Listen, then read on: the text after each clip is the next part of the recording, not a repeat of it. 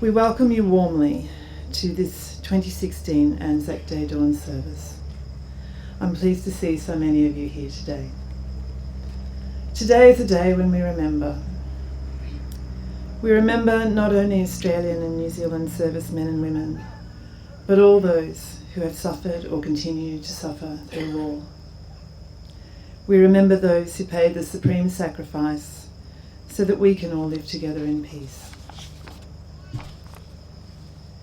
We remember those who continue to suffer through their physical or mental scars, including their loved ones whose grief and sense of loss can never be eased.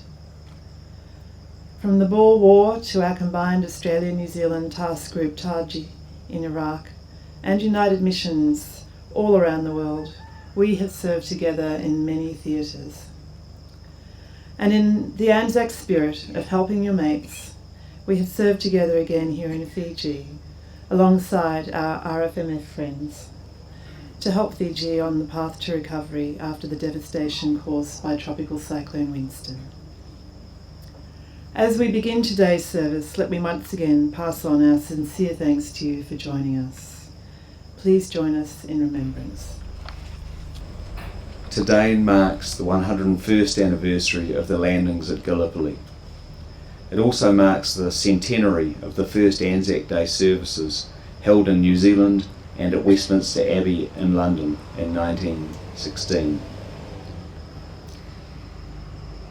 Every year on 25 April, we remember and acknowledge the sacrifice of Australians, New Zealanders and their allies who have served in military conflicts around the world.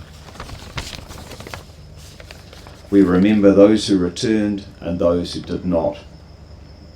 We reflect on the impact of their service and on those who remained at home. We remember the great sacrifices made at Gallipoli by the Anzacs and by the allied British, French and Indian troops.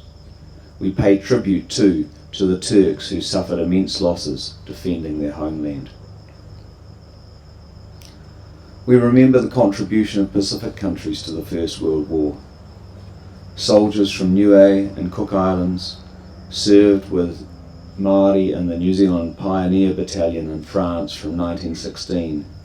Around 460 other Pacific Islanders served overseas with the New Zealand forces during the First World War. Others from the Pacific also served, of course, including that most distinguished Fijian, Ratu Selala Sakuna, who was decorated for his service with the French Foreign Legion. Australians and New Zealanders often refer to the ANZAC spirit. The concept's not precisely defined, but I guess we all have a sense of what it means. A can-do attitude, courage and forbearance in the face of adversity, mateship, or perhaps more poetically, whanaungatanga. That relationship through shared experience which provides a sense of belonging.